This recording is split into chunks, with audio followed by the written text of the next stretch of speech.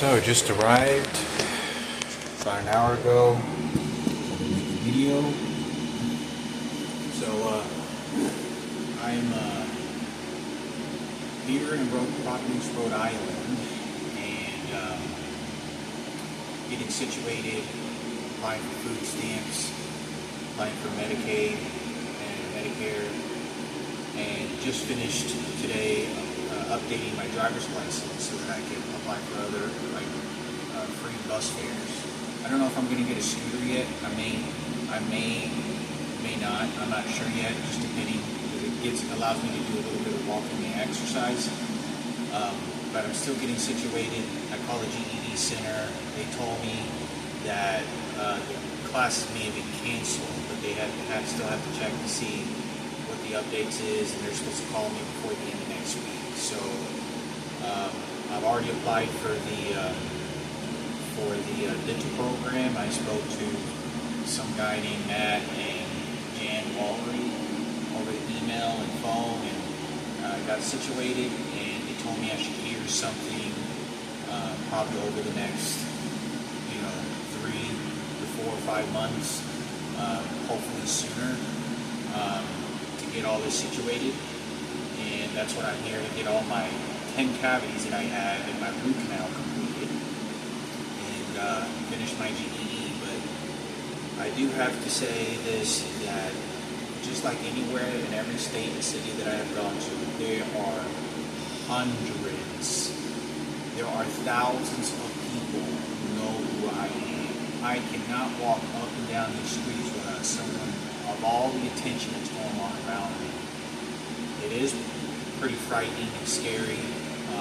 I can never talk about this enough, about the hype, and not really hype, but it's just publicity that's kind of going on.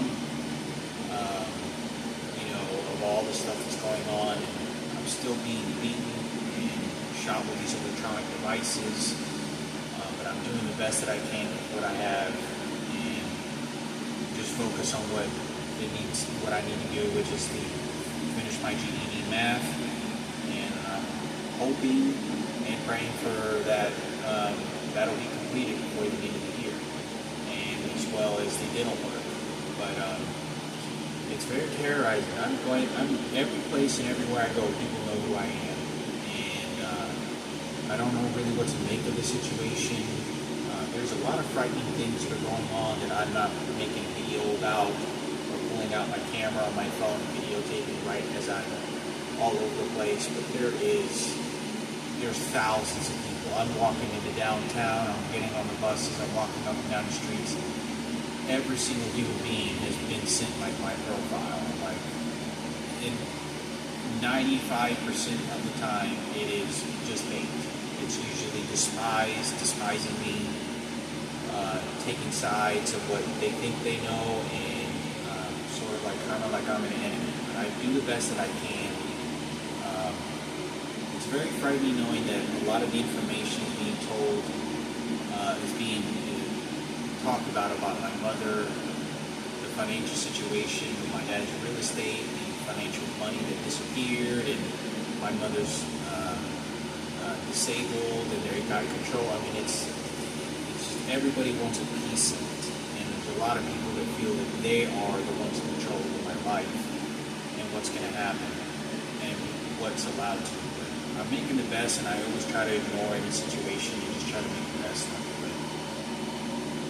It's never easy. I wish that I could take a camera with me and show y'all. Eventually I'll get some camera glasses that they have, like a Ray-Ban or some of these other places, to show how many people around me know about my life. But I'm here.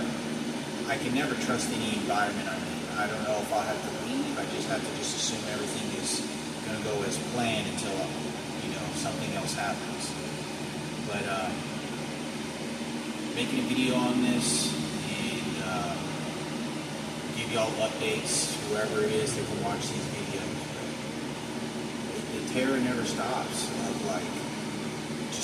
Just having a lot of people know about every detail that despise me and sort of engaging as I'm the enemy is never easy.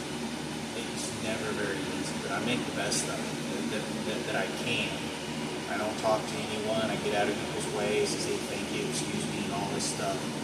But there's some really frightening stuff that, police officers have done and other suggestions people have done that it's terrifying. That somebody else other than what's lawfully supposed to be happening isn't going to happen. Some illegal shit's going to be happening.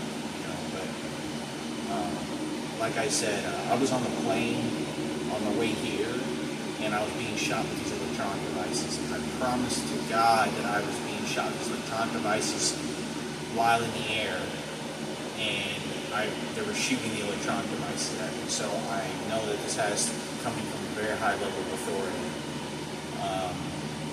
But like I said, it's very hard. It's very hard. I do the best. I have next to hardly any money to basically just to feed myself and a little bit of extra to, whatever groceries or buy a scooter, a little cheap scooter, $200-$300 scooter, but I haven't even purchased that yet because I don't ever know what's going to happen. I still need to look for a job, but I'm hoping the best. It's terrifying. My wife swept up the floors, mopped it with disinfectant because it's a very, very, very dusty, dirty place when I walked in. So I'm doing my best to clean up, sweep up the floors, disinfect it, spray, so I don't get sick or anything like that, and make the best of it. I know it's going to get pretty cold, and there's no AC, but it's already pretty cold during the night. So there's heaters. But I don't know really what to expect.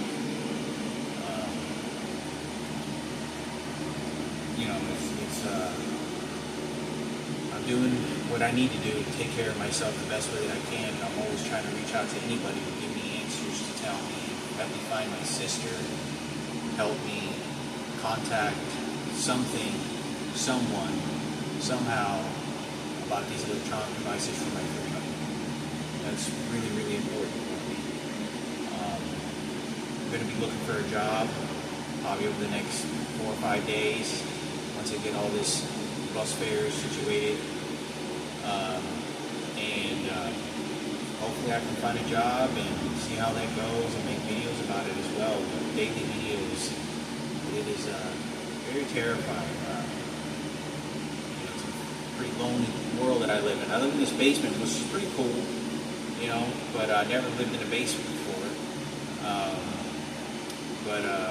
I'm gonna go and take care of the things I need to. I'm, stop eating meat again. So for a month I was eating meat in Dallas. So just eating like Taco Bell, beans and rice, potato tacos. So to try to stay on eating vegetables and some other nutrition. And eventually, once I get on this Medicaid or Medicare, make some doctor's appointments and see how my labs are doing. Last time that I checked was about 5 weeks ago when I went to the doctor's office. He told me I had extreme high cholesterol. That or an obese person. And I'm high risk for heart attack and stroke. Which is kind of nerve-wracking because I don't know who to believe anymore. Even when the doctor tells me, but I try to eat the best I can. I'm not drinking soda, drinking waters that I can, and try to stay away from sugar. And I wish I understood the world that I live in. And there's so much suffering as well here. You see so many homeless people, see so many people that are just strung out, and see a lot of the bad stuff that goes on in the world. I'm walking up, when I first got here, the first couple of days, there were so many cars that were driving by. It looked like people were driving out of town just to take a look at me, give a message to me, a physical expression. And it very much looks like an army. It looks just like a group of army individuals that are all correlated and shit. But like I said, I always try to do my best to not just brush it off and go about my business as best as I can. You know, it never feels good when you're looked at as an enemy. And all I was asking was for my freedom. And, you know, I'd love to be able to work out again. I'd love to be able to do these things, but I'm not being prohibited. And one of the reasons is because they're using an electronic device that's making me shit on command anywhere I go. Like I went to the driver's license, I go to the bus stop, and all of a sudden they press the button, I have to go and take a shit and go look for a restroom, you know, and it's always very controlling because I don't know when they're telling me that I have to shit somewhere. You know, when I first moved in here, they pressed a button on this to make me shit, and I thought I was going to have to pull down my pants and literally just shit on the floor and then clean it up. Because I couldn't eat. I mean, they were forcing it out of my ass, and I'm like, somebody was in the bathroom, and they usually do this on purpose to me. Not saying it was one of the people, whoever's controlling these electronic devices. But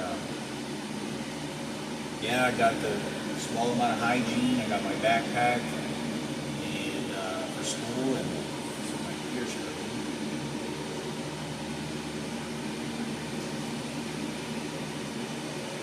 I'm going to continue looking for my sister, Michaela, and there's a lot of other stuff that's going on, and I'm very terrified.